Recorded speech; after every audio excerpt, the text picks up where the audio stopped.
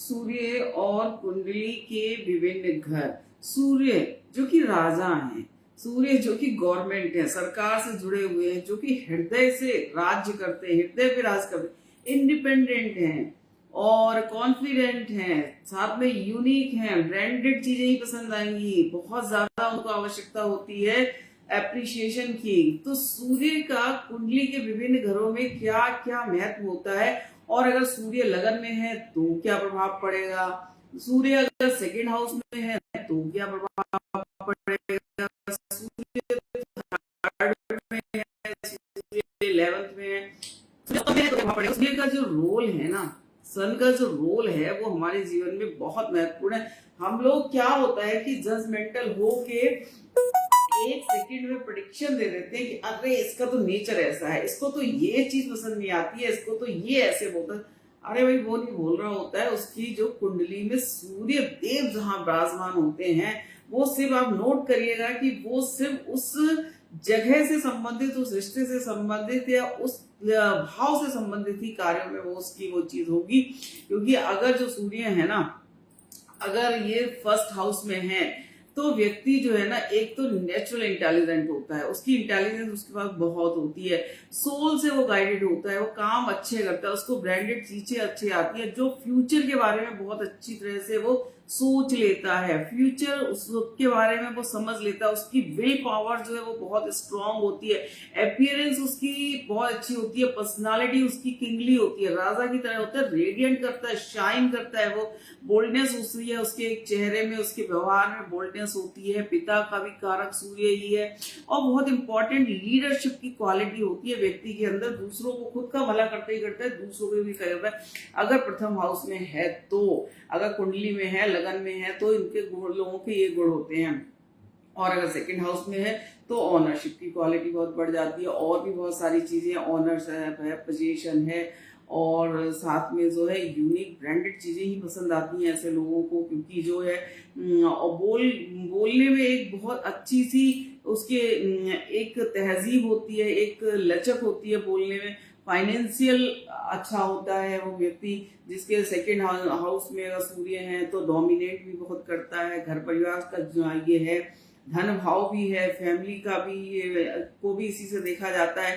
तो इन चीजों का बहुत ज्यादा व्यक्ति की पर्सनालिटी का असर होता है इन सब चीजों से। अब जो सूर्य है, अगर सब्जेक्ट की हम बात करें तो सूर्य के जो से संबंधित जो सब्जेक्ट्स हैं वो फिजिक्स है, मैथ्स है, पॉलिटिकल साइंस है, एस्ट्रोनॉमी है। आप समझ सकते हैं कि यही सारे सब्जेक्ट्स जो है बहुत इंपॉर्टेंट है, आयुर्वेद है, ये इन चीजें। और अगर इनकी सूर्य की युति हो जाती है दूसरे ग्रहों के साथ में, अगर इन्हीं भाव में बैठ के, तो वो फिर रिजल्ट अलग देने लग जाते हैं। अगर राहु केतु की दृष्टि पड़ जाती है, राहु केतु का साथ आ जाता है तो रिजल्ट अलग देने पड़ जाते हैं। और अगर साइन जैसे फायरी और अर्थी,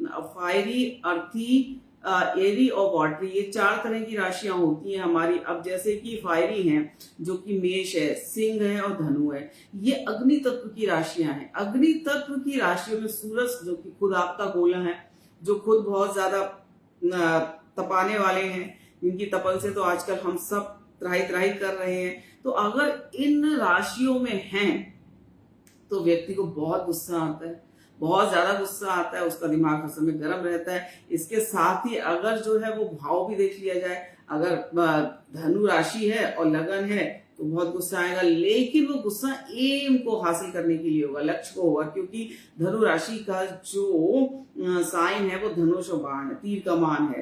तो व्यक्ति अपने एम की तरफ ज्यादा एग्रेसिव रहेगा, एम को प्राप्त करने की कोशिश करेगा, उसे बर्दाश्त नहीं होगी हार, वो हर हालत में जो है एम को प्राप्त करेगा। इसी तरह से क्या है कि अगर अर्थी साइन में है, वृषभ में है, कन्या में है, या 10th हाउस मतलब 10 नंबर की राशि मकर में है, तो बहुत प्रोडक्टिव होता है व्यक्ति, बहुत प्रोडक्टिव होता है। ऐसे टाइम पे ना प्रोडक्शन की जो उसकी क्षमता होती है वो बहुत बढ़ जाता है, क्रिएटिव हो जाता है, और साथ में उसको एक फॉल्स प्राइड भी आ जाता है। जो कुछ भी वो कर रहा है ना उसके प्रति उसके मन में थोड़ा सा ईगो आ जाता है। और अगर एरी साइंस में हम वायु तत्व की राशि में है तो व्यक्ति बहुत इंटेलेक्चुअल हो जाता है, अध्यात्म से जुड़ जाता है, स्पिरिचुअलिटी उसकी बढ़ जाती है, कॉन्सेप्ट ऑफ सोशल आइडियाज बढ़ जाते हैं, लर्निंग पावर उसकी बढ़ जाती है, क्योंकि जो हवा का स्वभाव होता है कहीं भी चली जाती है, छोटी सी छोटी जगह में भी आपको हवा मिलेगी, कहीं पर भी है तो हवा हर जगह मिल जाती है। इसी तरह व्यक्ति हर जगह से जो है ना नॉलेज ग्रहण कर लेता है, हर जगह से उसको इंटेलिजेंस मिल जाता है, इंटेलेक्चुअल बहुत हो जाता है, लर्निंग पावर उसकी बढ़ जाती है। इसी तरह से अगर वाटरी साइन में है यानी कि कर्क राशि में है या फिर वृश्चिक में है या फिर मीन में है तो व्यक्ति बहुत इमोशनल हो जाएगा, बहुत ज्यादा इमोशनल हो जाता है, उसकी डिजायर्स बहुत बढ़ जाती है, उसकी सेक्सुअल डिजायर बहुत बढ़ जाती है, सेक्सुअलिटी बहुत बढ़ जाती है। और अगर व्यक्ति जो है ना थोड़ा सा रुझान अगर उसका अध्यात्म की तरफ हो जाता है तो मेडिटेशन की पावर उसकी बहुत अच्छे से वो मेडिटेशन को अचीव कर लेता है, मेडिटेशन के द्वारा वो भगवान को प्राप्त कर लेता है, अपने अंदर झांकने की कोशिश करता है, अपने आप को पा लेता है, सेल्फ में आ जाता है वो।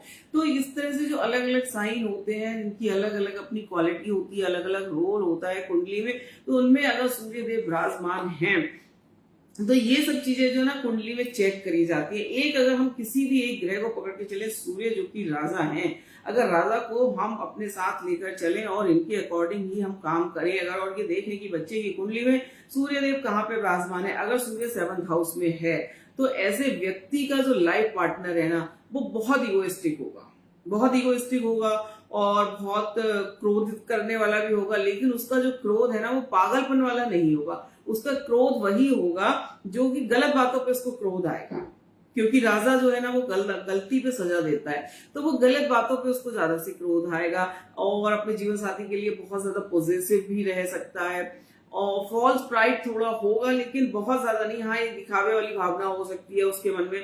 तो इसी तरह से अगर जो है ना 3rd हाउस में है तो जो कम्युनिकेशन स्किल है ना वो बहुत अच्छी हो जाती है, लर्निंग अच्छी हो जाती है, व्यक्ति नए नए तरीकों से अपने काम को कैसे ब्यूटीफाई करे, कैसे सक्सेस को अचीव करे, इन सब चीजों को देखने की सुनने की कोशिश करता है, पिता के साथ में बहुत फ्रेंडली हो जाता है और सिबलिंग्स के लिए भी अच्छा रहता है, स्टडी में अच्छा होता है, ट्रैवलिंग बहुत क्या उसको शौक होता है, इंटेलिजेंस भी बढ़ जाती है, लेकिन यहाँ पे भी एरोगेंट होता है। और साथ में अगर राशि अगर कोई इस तरह की जो राशि है जो मैंने अभी बताए थे 4 तरह की राशि, अगर उनमें से कोई राशि है तो उसका भी प्रभाव पड़ेगा, तो व्यक्ति इस तरह से ना कई चीजों में इन्वॉल्व हो जाता है। ऐसे ही अगर जो है अगर 4th हाउस में है, 4th हाउस जो कि घर का, जो कि प्रॉपर्टी का, जो कि मदर से संबंधित है, तो ऐसा व्यक्ति जो है ना बहुत ज्यादा डीपली अटैच्ड हो जाता है अपने घर से, उसको होम सिकनेस हो जाती है। अगर ऐसे बच्चे को अगर पढ़ने बाहर भेजा जाए तो जल्दी से वो रुकता नहीं है, उसे बार बार घर की याद आती है, वो बार बार वापस आ जाता है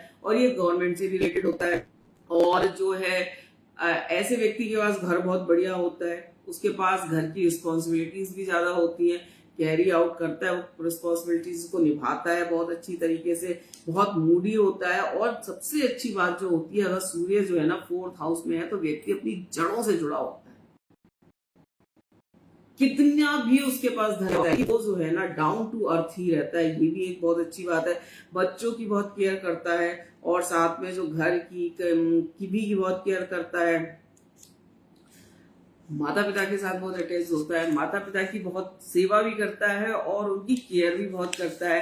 तो 4th हाउस में भी सूर्य के अपने अलग अलग गुण हैं। और अगर इसी तरह से जो है ना 5th हाउस में सूर्य है तो व्यक्ति बहुत क्रिएटिव हो जाता है, क्रिएशन के नए नए आइडियाज उसके पास आते हैं, उसकी हॉबीज जो है ना वो बहुत क्रिएटिव होती हैं और क्रिएशन से उसका एक एक्सट्रीम हाइट तक पहुंच जाता है, बहुत अच्छी तरह से उसके मन में जो आइडियाज आते हैं, अगर जिस चीज को वो पकड़ के चलता है ना उस चीज को एक नहीं उसके कई कई आइडियाज उसके पास आ जाते हैं। और अगर ये जो है अगर 6th हाउस में होता है सूर्य तो जो उसका डेली रूटीन के जो कार्य है ना वो परफेक्शन के साथ करता है, बहुत अच्छी तरह से करता है और अपने वर्क प्लेस पे शाइन करता है स्टार की तरह। उसकी जो काम करने का तरीका होता है ना वो किंगली होता है, राजा की तरह काम करता है, बिहेवियर उसका किंगली होता है, शाइन अपने वर्क प्लेस पे ऐसे ही करता है कि उसके काम करने के तरीके से सब उसको अप्रिशिएट करते हैं और बहुत अच्छा सा टाइम जो है क्वालिटी टाइम वो जो है ना एक्सपेंड करता है अपनी वर्क प्लेस पे। कभी वो वहां से भागता नहीं है, कभी उस चीज को वो बोरिंग नहीं कहेगा, वहां पे कितनी भी नेगेटिविटी हो वो उसको पॉजिटिविटी में कन्वर्ट कर देता है और बहुत मन लगा के लगन के साथ में कार्य करता है। तो कई बार ऐसा भी होता है कि जब हमारे पास कोई आता है और बताता है कि हम जो है एक फैक्ट्री है या छोटा सा कोई यूनिट है उसमें किस तरह के एम्प्लॉय रखे, तो मैं तो यही कहती हूँ कि भाई एम्प्लॉय रखने से पहले कुंडली दिखा लो, क्योंकि अगर कुंडली में सूर्य का स्थान पता चल जाए ना कि कहाँ पर है तो आपके एम्प्लॉयज भी टिकेंगे, आपके सर्वेंट्स भी टिकेंगे। बहुत सारी चीजें इन चीजों से रिलेटेड होती है, को रिलेटेड होती हैं। और ऐसा व्यक्ति दूसरों के साथ भी टाइम स्पेंड अच्छा करता है। अब बात करें, जैसे कि मैंने 7th हाउस का बताया ही था, ये एक्सचेंज का हाउस है और साथ में जीवन साथी का भी है। तो जो जीवन साथी है वो भी डिपेंडेंट होता है, सेल्फ डिपेंडेंट होता है और वो जो है अपने पार्टनर को just like a father treat कर सकता है। सेक्रीफाइस बहुत करने की आदत हो, ऐसा पार्टनर बहुत सेक्रीफाइस करेगा। अगर आपकी कुंडली में सूर्य है तो आपका पार्टनर जो है ना वो सेक्रीफाइस करने वाला होगा, वो सेक्रीफाइस करेगा, वो दूसरों के लिए जिएगा, बहुत कुछ वो कर सकता है। वो अपने लिए कम सोचेगा, दूसरों के लिए ज्यादा सोचेगा। तो बहुत सारी चीजें हैं। अब ऐसी अगर सूर्य जो है वो अगर 8th हाउस में है तो ट्रांसफॉर्मेशन की ये समझ लेना चाहिए कि आप जो है ना इस धरती पे आए हो अपने आप को ट्रांसफॉर्म करने के लिए, क्योंकि आपकी आत्मा जो है ना वो अब गटर में आ गई। सूर्य आत्मा का भी कारक है, तो आपकी आत्मा जो है ना 8th हाउस को गटर माना जाता है। तो गटर में आ गई आपकी आत्मा, अंधकार में आ गई। तो आपको जो है ना अपने उस आत्मा को प्रकाश में लाना है, ट्रांसफॉर्म करना है अपनी पर्सनालिटी को, अपने बिहेवियर को, ताकि जो गलतियां आप अपने पिछले जीवन में करके आए हैं वो अब इस समय ना करें और अपने आप को पूरी तरह से रिफॉर्म कर लें, पूरी तरह से बदल दें और साथ में जो है अपने आप को थोड़ा सा क्रिएटिविटी की तरफ जो है वो ज्यादा इन्वॉल्व रखें, क्रिएशन की तरफ ज्यादा रखें और अपनी जो अंडरस्टैंडिंग स्किल है ना उसको बढ़ाएं, उसको इंक्रीज करें। इन्वेस्टिगेशन में अपने आप को इन्वॉल्व करें। इन्वेस्टिगेशन बहुत अच्छा होता है ऐसे लोगों का, और ऐसे लोगों से ना जल्दी से कोई बात छिप नहीं पाती, वो अपनी कोई बात छिपा भी नहीं पाते हैं। तो 8th हाउस में अगर सूर्य है अगर आपकी कुंडली में, तो आपको अवश्य ही इस चीज का ध्यान रखना चाहिए कि आप इस धरती पर अपने आप को सुधारें, पिछले जन्म की जो गलतियां हैं उनको सुधारने आए हैं। तो इस तरह से अगर काम करते तो बहुत अच्छा है। और इसी तरह से जो है अगर सूर्य जो है 9th हाउस में है तो आपकी आध्यात्मिक जर्नी बहुत स्ट्रांगली चलेगी। आप बहुत जल्दी जो है ना इसके प्रीचिंग की लाइन में, लेक्चर की लाइन में, या फिर इंटेलेक्चुअल जो लेक्चर दिए जाते हैं उसमें आप आ जाएंगे। आपकी जर्नी बहुत ज्यादा आप जर्नी करेंगे, दूर दराज की, विदेश की जर्नी कर सकते हैं। फादर आपके गवर्नमेंट जॉब में हो सकते हैं, आपको गवर्नमेंट जॉब मिल सकता है, गवर्नमेंट से रिलेटेड कोई कार्य आपका नहीं रुकेगा। अगर आप सही रास्ते पे चल रहे हैं तो फिर ईश्वर भी आपका साथ देता है। आपकी आत्मा जो है, आपकी आत्मा का परमात्मा से मिलन होने का रास्ता होता है ये वाला। तो 9th हाउस में भी बहुत इंपॉर्टेंट है। और अगर 10th हाउस में है तो एम्बिशन जो है ना 10th हाउस में बहुत एम्बिशियस होता है, व्यक्ति बहुत एम्बिशियस होता है। तो इसी तरह से जो है ना अलग अलग हाउस में अलग अलग तरह की रोल प्ले करते हैं सूर्य हमारी कुंडली में। लेकिन जरूर जानने की कोशिश करना चाहिए। अगर सिर्फ एक सूर्य भी पता चल जाए कि कुंडली में कहाँ पर विराजमान है तो उससे के आधार पर भी उनकी युति किसके साथ हो रही है, साथ में उन पर दृष्टि किस किसकी पड़ रही है। कहीं ऐसा तो नहीं है कि वो ग्रहण योग में है, कहीं ऐसा तो नहीं है कि जैसे कि मैंने 8th हाउस में बताया कहीं पीड़ित तो नहीं है, कहीं कमजोर तो नहीं है।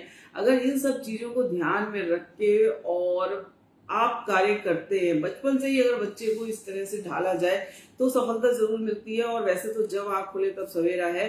तो आपको भी अगर कोई ऐसी दिक्कत है तो आप कुंडली अपनी एनालिसिस करवा सकते हैं, क्योंकि अगर जीवन में जो सफलता चाहिए, जो मनी चाहिए, जो लग्जरी चाहिए, जो वैभव चाहिए, क्योंकि सूर्य जो है उनसे ज्यादा डिसिप्लिन कोई है नहीं। और अगर किसी तरह से आपको लगता भी है कि आपके जीवन में इन चीजों की कमी है तो सबसे पहला काम तो आप ये करें कि गायत्री मंत्र का जाप करें, डिसिप्लिन हो जाए। जैसे सूर्य जो है उनका डिसिप्लिन देख लीजिए, आप उनकी रेगुलरिटी देख लीजिए, उनकी पंक्चुअलिटी देख लीजिए। डिसिप्लिन के साथ एक समय पे उदित होते हैं और साथ में उसी समय जो है वो अस्त भी हो जाते हैं। तो रोज आते हैं, चाहे कोई भी दिन हो, वो कभी आलस नहीं करते हैं, कभी मना नहीं करते। हम लोगों की तरह कोई ऐसा नहीं है कि आज मन है नहीं है तो नहीं जाएंगे। ये आज ऑफिस जाने का मन नहीं है, छुट्टी ले लेते हैं। आज स्कूल जाने का मन नहीं है तो छुट्टी ले लेते हैं। तो ऐसा वो कुछ भी नहीं करते हैं। तो इस तरह से जो है ना, जो सूर्य है ना, उनके गुणों को धारण करेंगे तो जीवन में जरूर सफलता मिलेगी। अगर आपके 11th हाउस में सूर्य है तो याद रखिए कि आपका सोशल नेटवर्क बहुत स्ट्रांग होना चाहिए और आपको करना चाहिए, आपको लोगों से मिलना चाहिए, आपको लोगों से बात करनी चाहिए। क्योंकि इकोनॉमिकली जो है, इकोनॉमिक्स में भी आपको जो इकोनॉमिक जो ग्रोथ आपकी होगी वो सोशल नेटवर्क के जरिए ज्यादा होगी। और अगर 12th हाउस में है, 12th हाउस में अगर सूर्य है तो आपका जो है व्यक्ति क्या करता है कि ना, यहाँ पर अगर सूर्य होते हैं तो आइसोलेटेड हो जाता है, थोड़ा आइसोलेटेड होता है, अकेले में रहने की कोशिश करता है, मिस्टीरियस हो जाता है, जल्दी से बताता नहीं है, उसका मन जो है ना अपने बेडरूम में ज्यादा लगता है और जो है ना शाइन करता है, लेकिन अपनी तरीके से, किसी के प्रभाव में बिल्कुल भी नहीं आएगा। यहाँ का व्यक्ति जो है ऐसा है ना, तो ये यहाँ पर भी जो है आपका जो एक फॉरेन कंट्री से रिलेटेड भी आप कार्य यहाँ पे कर सकते हैं। और सबसे जो मतलब यहाँ के जो सूर्य होते हैं, जो एक नेगेटिव पार्ट होता है ना उनका, वो होता है कि डिस्कनेक्शन देते हैं फादर से। फादर के साथ ऐसे व्यक्ति की थोड़ी कम बनती है। तो वो अगर अब आपका सूर्य जो है 12th हाउस में है और फादर से आपके टर्म्स अच्छे नहीं है, फादर के साथ में जो है ना आपकी जो है मतभेद है, मतभेद है, कहा सुनी होती है, ऐसे में क्या करना है, बहुत मुश्किल काम है। आप आसान करें तो आप यकीन कर लीजिए, आप विश्वास रखिए, 100% मैं आपको सच बता रही हूँ, आपके जीवन से सारा अंधकार निकल जाएगा और रोशनी फैल जाएगी। क्या फैल जाएगी? फादर के साथ में सारे डिस्प्यूट खत्म कर दीजिए, फादर की ज्यादा से ज्यादा सेवा करिए, उनसे प्यार से बात करिए, रोज सुबह उठ के चरण स्पर्श करिए, उनके सूर्य को जल दीजिए। और फिर देखिए, जहां पर सूर्य नेगेटिव प्रभाव दे रहे हैं और उस भाव से संबंधित जो आपका रिश्ता है, उस रिश्ते से अपने संबंधों को सुधार लीजिए और उस हाउस का जो नेचर है ना उसके अकॉर्डिंगली काम करने लग जाइए, सूर्य आपको अच्छे परिणाम देने लग जाएंगे। तो ये मैंने आज आपको बात करी है। प्रोग्राम तो मेरा ये राशिफल का होता है, लेकिन आज मैंने राशिफल के बारे में ना बता के, क्योंकि आज मैं काफी लेट हो गई हूँ, अब इस समय आपको राशिफल बताऊंगी फिर तो कोई फायदा नहीं है। आपने बहुत कुछ अपने बारे में जान लिया होगा। और साथ में क्या है, जो आकाश मंडल पे जो प्लेनेट का इस समय जो गोचर हो रहा है, ट्रांजिट हो रहा है ना, उससे हर व्यक्ति प्रभावित हो रहा है। मेरे साथ भी यही हो रहा है कि कुछ ना होते हुए भी स्वास्थ्य खराब है। तो ऐसे मैं भी देख रही हूँ, कोशिश कर रही हूँ, लेकिन जो है ग्रह अपना असर दिखाता ही दिखाता है। अगर बहुत ज्यादा नहीं करेगा तो कम से कम इतना तो आपको कर देगा कि थोड़ा सा आप फील तो करते ही रहेंगे अस्वस्थ। वही मैं आज कर रही हूँ। लेकिन मैंने ये सूर्य के बारे में जो आपको बताया है ना, इससे आप देखने की कोशिश करिएगा कि आपकी कुंडली में कहाँ पर है, तो आपको जरूर उससे फायदा मिलेगी और सबको ही मिला है।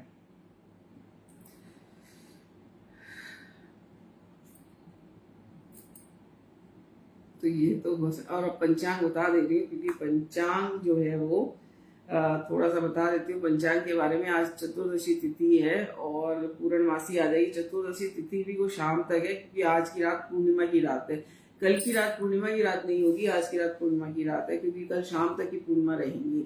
तो जो रात वाले कार्य हैं, जैसे बहुत सारे रेकी हीलर हैं, मैं भी हूँ, मैं भी करती हूँ, तो मैं जो है चार्ज करती हूँ अपने जो क्रिस्टल्स होते हैं, मेरी मालाएं हैं और चीजें हैं जो मेरे पास क्रिस्टल्स की है, मैं चांदी रात में रखती हूँ। तो वो आज ही के दिन रखे जाएंगे। व्रत हो कल करा जाएगा। बहुत से लोग आज भी व्रत कर रहे हैं, लेकिन व्रत अगर पूर्णमासी का है तो वो कल के दिन करना है।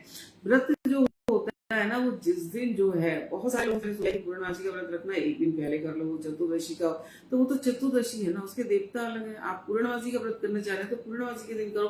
अब पूर्णमासी के दिन हमारे कई त्योहार आ जाते हैं। अब त्योहारों का मतलब होता है अच्छा खाना पीना, घर में पकवान बनते हैं। अब लोगों ने ये शॉर्टकट निकाला हुआ है, आप अपने मन से सोचिएगा। मैं इस बारे में कोई कॉमेंट नहीं करूंगी, क्योंकि मुझे नहीं लगता कि मुझे बोलना चाहिए। सबके पास बुद्धि है, सबको अपनी बुद्धि और विवेक से काम लेना चाहिए कि अगर हम शंकर भगवान का व्रत कर रहे हैं तो हम सोमवार को ही तो करेंगे।